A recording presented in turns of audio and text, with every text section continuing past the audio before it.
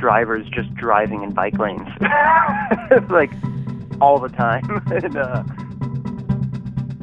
I have a lot of coworkers or people who tell me that they'd love to do the same thing if they, felt like supported and safe on the streets. Your 80-year-old grandmother that needs to cross the street to get to the bus stop because she no longer has a license, or the mom that's walking her kids to school. People are driving like crazy. We should have to retake the test every time we renew our license. I live in Florissant. You don't see the police patrolling anything anymore. Issue out more tickets. Enforcement is just one small component, and I know in St. Louis it comes up time and time again, but there are other things that we can be doing on our roadways related to physical components and roadway design that can help influence motorist behavior. I'm Sarah Fensky. This is St. Louis on the Air.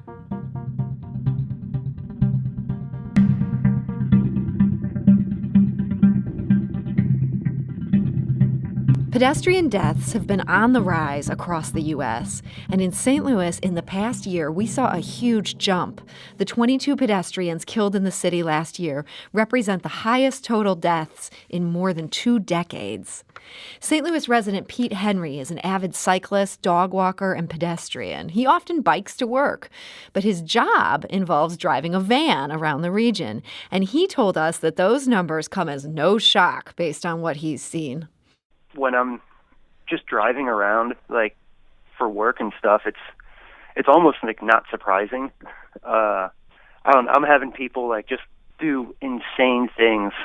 Like, I'll be, like, at a stoplight, and my light will turn green, and it'll have been green for a while, and someone just comes, like, ripping through, like, the intersection. And it's, like, I don't know how more traffic accidents, just like car accidents, don't happen more, like much less like pedestrian accidents. Now, Pete Henry said he noticed a change in driver behavior early in the pandemic. During the initial lockdown, he often biked around town, and what few drivers were out there weren't just civil, but downright friendly at times. They would be like, yeah, go get it, yeah, ride your bikes, all right, that's cool, and like, oh, this is great, and there's like nobody ever on the road, like, it was like so peaceful and like, just like, I guess, refreshing and like recharging for us. And then it was like probably about like May or June that we started noticing just like a little bit more like buildup of like just like a little like hostility and like anxiety, and there's almost just like a tension that you could start to feel like on the road. My girlfriend was like just riding out in Kirkwood, and she had like this old white lady just yelling at her, just like in such rage that she was like in the bike lane.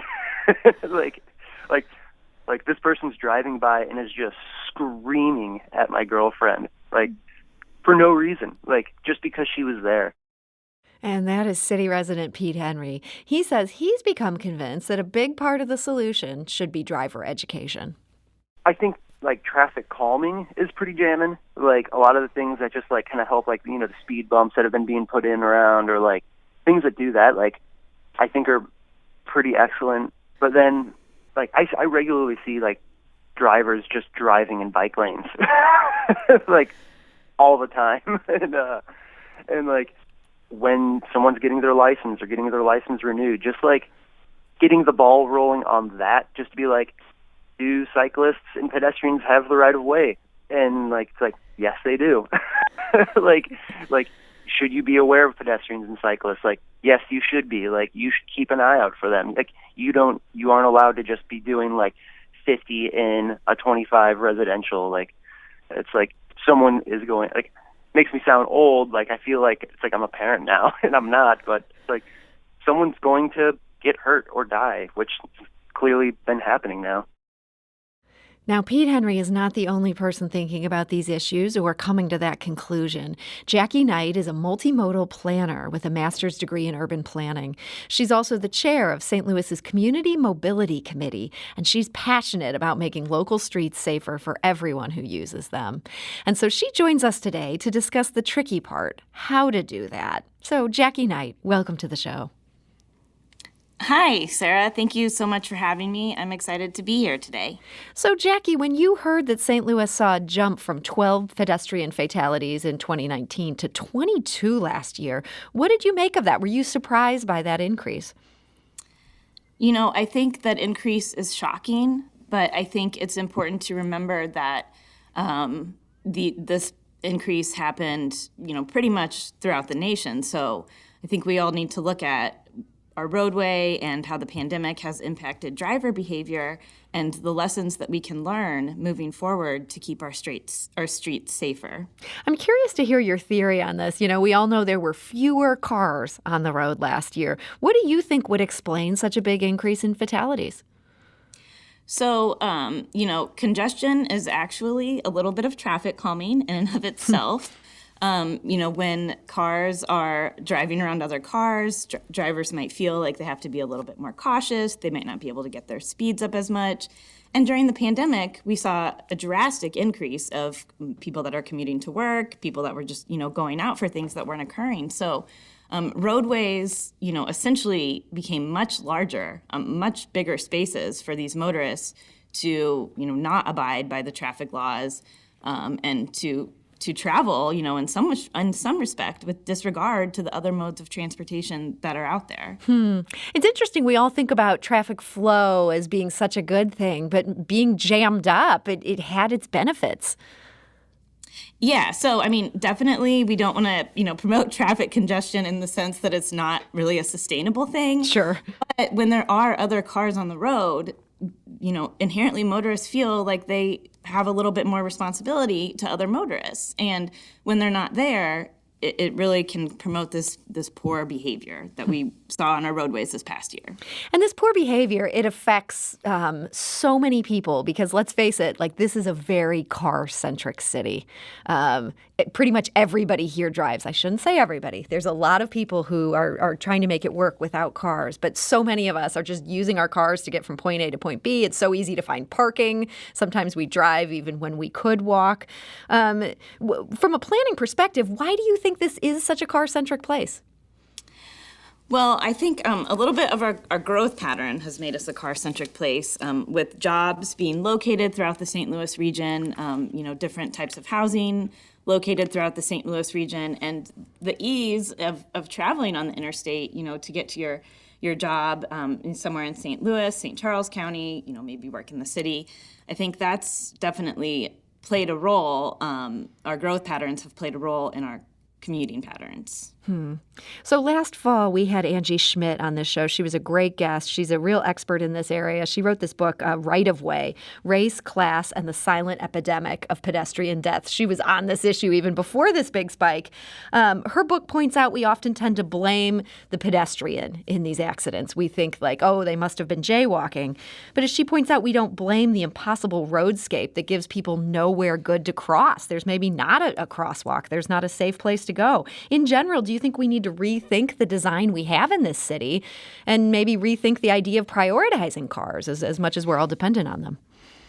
Yeah, I think that's definitely something that we need to focus on. Just really quickly, though, I think another way to look at this is that, typically in the past we've referred to these as accidents, but it's really important to change that narrative to crashes. An accident is something that is totally unavoidable, unforeseen, something that happens. And a lot of these crashes are really, highly preventable with a little bit better roadway design, a little bit more attention to all modes of transportation.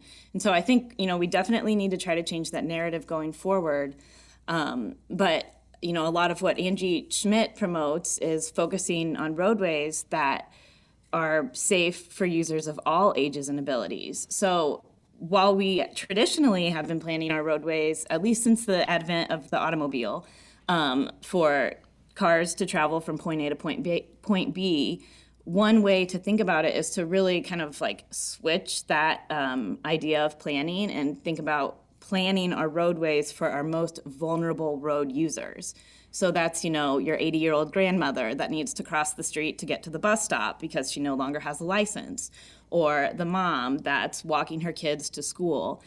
Those road users are more vulnerable than someone driving in an automobile, and so we really need to focus our planning efforts on those people. Well, if you're listening to this conversation and you have some ideas on this, we want to hear from you. What would make the streets in your community safer for everyone? You can give us a call at 314-382-8255. That's 382-TALK. You can also send us a tweet at STL on air, or you can email us at talk@stlpublicradio.org. Now, Jackie, you currently serve as the chair of St. Louis's Community Mobility Committee. What got that effort started? Yeah, the Community Mobility Committee is something I'm extremely proud to be a part of. The group started actually in 2017 as the Bike Share Working Group. I'll try to give a brief Cliff's Notes of how we got to where we are today, but there's actually a very long collaborative history, which is the beauty of the group. So in 2017, the Bike Share Working Group was spearheaded by a woman that worked at Metro Transit, and we really focused on how can we bring bike share to St. Louis. The goal was to see bike share as a first mile, last mile gap connector. That is, your bus doesn't go directly to your house, but if you could get on a bike and go from your bus to your house, how that might look. So equity was a huge component of that group. We explored all options of docked-based models, ended up on a dockless model. The group was instrumental in developing a permit that's actually been highlighted by the National Association of City Transportation Officials as a really outstanding permit for these companies operating in the right-of-way. So we brought that dockless model to St. Louis. Fast forward, these companies kind of switched their idea of how bike share or shared vehicles looked to them. So really, we only had scooters operating in St. Louis at the time. But we had this energy of this group of people that was a very diverse group of people that really wanted to collaborate, and people that just generally had a passion for making our streets safer. And we thought, how can we continue to harness this energy? So we decided to develop the Community Mobility Committee. Other cities have, bike or pedestrian advisory committees, but we didn't really want to focus on one mode of travel. We wanted this committee to really be focused on enhancing mobility for the entire city of St. Louis for all modes of transportation. So we were formalized in March 2020 via a resolution at the Board of Aldermen, and now we are just full steam ahead, trying to get stuff done. That's awesome. Well, it's great to hear about this committee. This sounds like a lot of energy going into a topic so many people are passionate about. Right now, our phones are blowing up, which is a great sign that there's a lot of interest in this issue. I understand one of the things that this committee worked on was getting a work zone mobility ordinance passed. Can you tell us what that was about? Yeah, so the work zone mobility ordinance is something that was passed last March, and we've all seen the construction that's taking place in St. Louis. I think it's really exciting when we see new developments. It's necessary when we update our infrastructure, but oftentimes bikes and pedestrians get left out of the mix when looking at routes around and through construction zones. So what the work zone mobility ordinance essentially is when construction is taking place on buildings adjacent to the public right-of-way or within the public right-of-way, that contractors need to provide some sort of safe path of travel for pedestrians and cyclists either through or around the construction zone. So typically, we wouldn't close a lane of travel to vehicular traffic without, any sort of notification or any sort of plan of where you should go. But we were finding a lot of times sidewalks would just be closed or bike lanes would just end. And so this ordinance is fairly recent, but it essentially lays out a matrix of the types of treatments that should be considered during these construction times so that pedestrians and cyclists still have safe ways to travel. And this is now the law in St. Louis City? It was an ordinance that was passed in March 2020. And the bill lays out some items as far as, inspectors and the matrix of elements that have to be included. Unfortunately, it's going to be hard for someone to be out there monitoring this all the time. Sure. But it is definitely something that's on the books. So if you see something and you can, send something to Citizen Service Bureau, then by all means, I think that's a good thing to do. We need to take a quick break. We'll be back shortly to continue this conversation with Jackie. This is St. Louis on the Air on St. Louis Public Radio, 90.7 KWMU.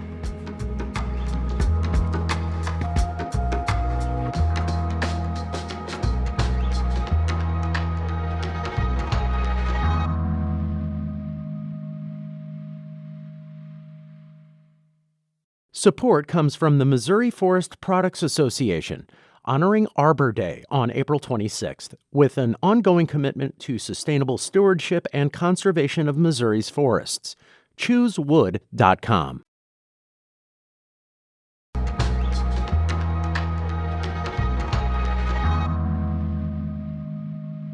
And now back to our conversation. My guest today is Jacque Knight. She's the chair of St. Louis's Community Mobility Committee. And we want to hear what you think would make the streets in your community safer for everyone. We're hearing a lot on our social media. That's our St. Louis On the Air Facebook group, as well as on Twitter. We have a number of callers, but we also do have some open phone lines. So if you have an idea, you can give us a call at 314-382-8255. That's 382-TALK. You can also send us a tweet at STL On Air. So, Jacque, we talked about this work zone mobility ordinance. What else are the major focuses of this Community Mobility Committee at this point? Yeah, so a major focus is engagement. Like I have mentioned, we are a collaborative group. We want to represent the population of St. Louis City, and we want diverse experiences. So, the way I experience walking on the street as a pedestrian is how I experience it as a mom with my husband and my 2 young children. But that could be very different from how someone else experiences our transportation system. So our engagement committee is really focused on getting out there and recruiting members to join our 31-member body, and also, just trying to get input to attend our meetings, and hear about different transportation-related things. And then another big topic that I do want to highlight is a subcommittee that we formed right away after the pandemic was our Open Streets subcommittee. So we saw throughout the nation and throughout the world last year, as a result of the COVID-19 pandemic, streets were opening their streets to people. And so I like to say opening their streets to people as opposed to closing streets, because again, it's just that mentality about how we think about things. And even in St. Louis, we saw the streets in our parks open to people in Tower Grove Park, in Carondelet Park, and Forest Park, because space was really at a premium. So this subcommittee is focusing on how can we continue those types of events so that people have safe spaces to get outside and to be active. And then the group is also, looking at establishing a parklet program in the city of St. Louis. That is where you take a space that's typically reserved for a motor vehicle, an on-street parking space, and instead you repurpose it into a public space where pedestrians and passerbys can, sit down and take a load off, interact with their neighbors, and different things like that. Boy, these all sound like such great ideas. I'm feeling a sense of optimism just hearing you outline these goals. I do want to go to the phone lines. We have some listeners with some ideas as well. And Elizabeth is calling from St. Louis. Elizabeth, hi, you're on St. Louis on the Air. Hello. How are you? I thought that this isn't going to be popular and no public official would ever mention it, but I think we should have to retake the test every time we renew our license, because I drive 25,000 plus miles a year around here, and no one's yielding or using their blinker. And when they're going up a 2-lane ramp, they think they're merging lanes. You should automatically be able to stop and let them in front of you when they're behind you. People are driving like crazy, and I think they should have to retake the test. Boy, Elizabeth, you make a great case there. I see some people here at our own station who are shaking their head in horror. They do not want to take that test again, but it does seem like it could solve a lot of problems. Thank you for that suggestion. Let's go to Al, who's calling from St. Louis. Al, hi, you're on St. Louis on the Air. Hey, how are you? Thanks for joining us, Al. What's your idea to make things safer out there? My idea is to reduce the speed limit, particularly on the highway. I think we have too many fast cars on the streets that really need to be on a racetrack. Okay. And so if you reduce the speed limit, therefore, as a result, more tickets can be issued out, and maybe the drivers on the street will get it. You know what I'm saying? Because I don't think they quite get it. So if you issue out more tickets, okay, and they end up in court, now you have to pay for your traveling over the speed limit. That's a great point, and that tends to get people's attention. I'll tell you that as a driver who, in my youth, racked up quite a few tickets. Jacque, what about this idea of lowering speed limits? Is this something that the Mobility Committee has talked about? So this topic has actually come up at our most recent meeting in January. And so the way speed limits are traditionally set is in the transportation engineering realm. And I don't want to get into the specifics about that because we could talk about it forever. That would be on our show right there. There's definitely different, design things that come into play when speed limits are set on streets. However, there is this new thinking that particularly on residential streets, so I do want to clarify that. Sure. But particularly on residential streets where you are going to have a higher volume, most likely, of pedestrians, of cyclists, is what our speed limits are on our residential streets, is that really appropriate? I think right now in St. Louis, it's 25 miles per hour, which is pretty standard. But the National Association of City Transportation Officials, like I had mentioned previously, their organization is really focused on repurposing our streets for people. And so they did just put out guidance about setting the speed limits and where cities have potentially reduced speeds from 25 to 20 miles per hour. It is a topic that's come up, and based on our discussion at our meeting in January, the Community Mobility Committee is hoping to establish a subcommittee looking at traffic calming and speed limits and working in conjunction with the city to identify, a path forward looking at speed limits and traffic calming options. Okay, well, that's great to hear. That's something you guys are thinking about, talking about, and proceeding with some care on. Al, I want to thank you for that idea. Let's go back to the phone lines. Jeff is calling from North St. Louis County. Jeff, hi, you're on St. Louis on the Air. I think this whole thing is a result of blaming and disrespect for the police since Black Lives Matter and the Ferguson unrest. I live in Florissant. You don't see the police patrolling anything anymore. And why should they? Right away, you're called names and shit and everything else. Call them and they will come. But I've been driving since 1974, and it has never been more dangerous to drive than it is now. Jeff, thank you for sharing that perspective. And I will say, when we put this out to our listeners, we heard this over and over. Now, not everybody had the same theory of what's driving this as what Jeff expressed. But people said the police just are not enforcing traffic laws. Pete wrote on our St. Louis on the Air Facebook page, you need to enforce traffic laws related to red light running, stop sign running, and street racing. I moved here last year from another mid-sized city, and I've never seen such homicidal driving as I have in St. Louis. This is in downtown West as well as in North St. Louis. Thank you for bringing attention to this issue, as media and policymakers need to bring more focus on this nonviolent crime wave. Jackie, this does come up time and again, that we just see drivers blowing right through red lights. Sometimes you'll see a police officer sitting right there. They don't seem to take action. Has your committee discussed that part of things? So the enforcement component of roadway and transportation planning is definitely a tricky component. Mm-hmm. So traditionally, there's these E's that are involved in transportation planning. It's engineering, it's education, it's engagement, it's enforcement. And enforcement can help, but there are physical things that we can do to promote better driver behavior. So if a car feels like they can't go fast, then inherently they won't go fast. So enforcement is just one small component. And I know in St. Louis it comes up time and time again. But there are other things that we can be doing on our roadways related to physical components and roadway design that can help influence motorist behavior. And then also the education. I know a caller brought up earlier about retaking the driving test.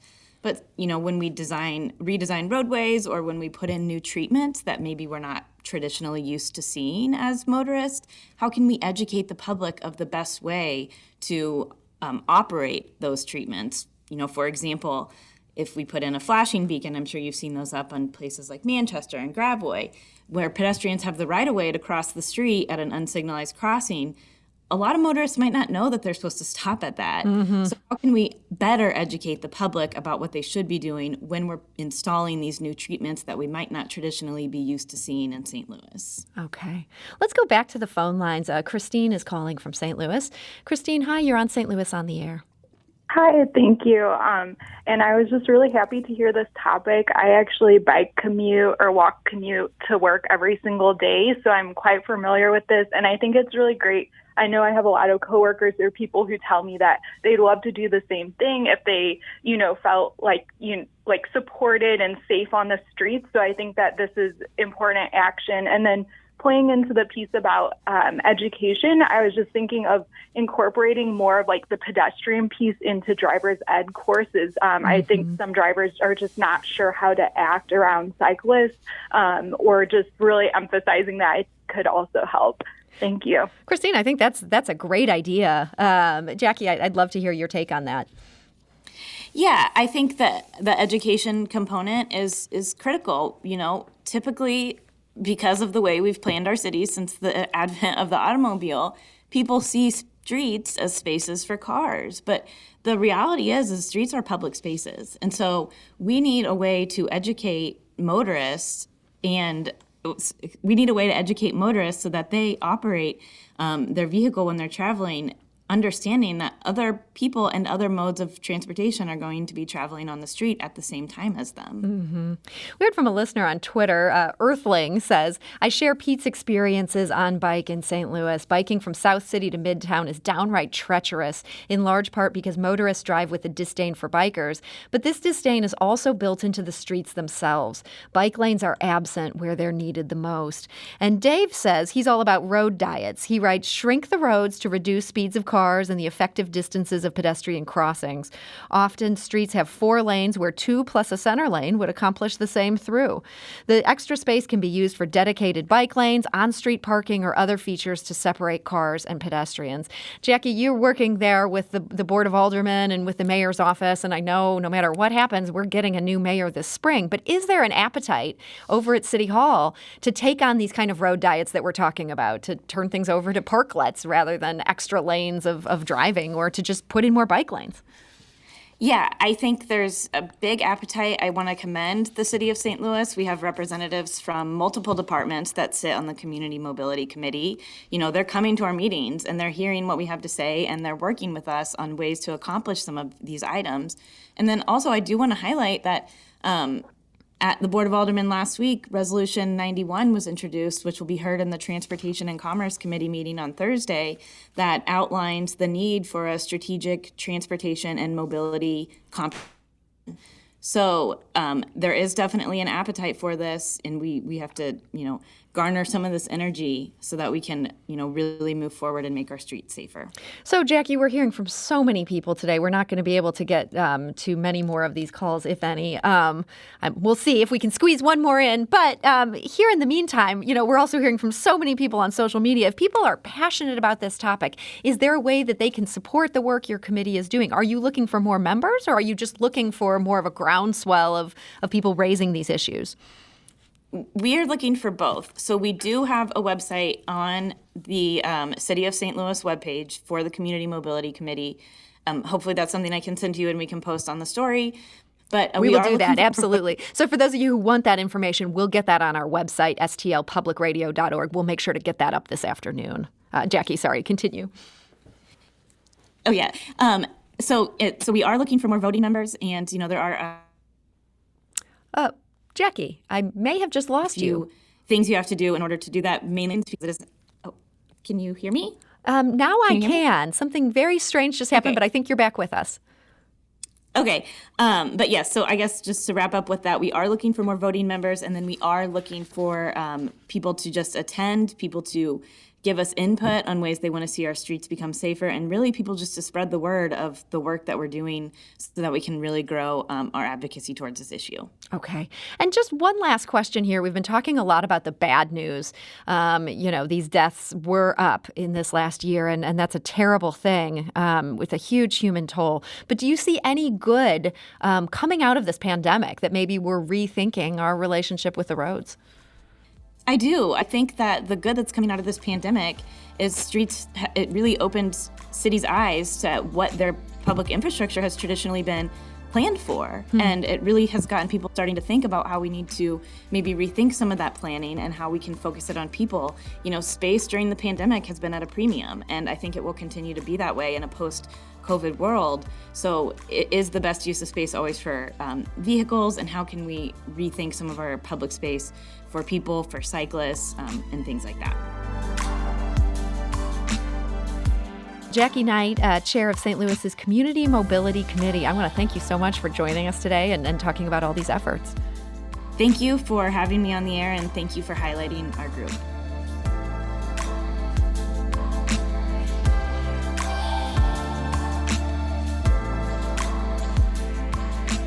Do you find yourself regularly listening to episodes of St. Louis on the Air? Suggest us to a friend you think might enjoy our conversations, and leave us a review and rating on Apple Podcasts on the App Store. It's the simplest way to help people discover our show. Thank you.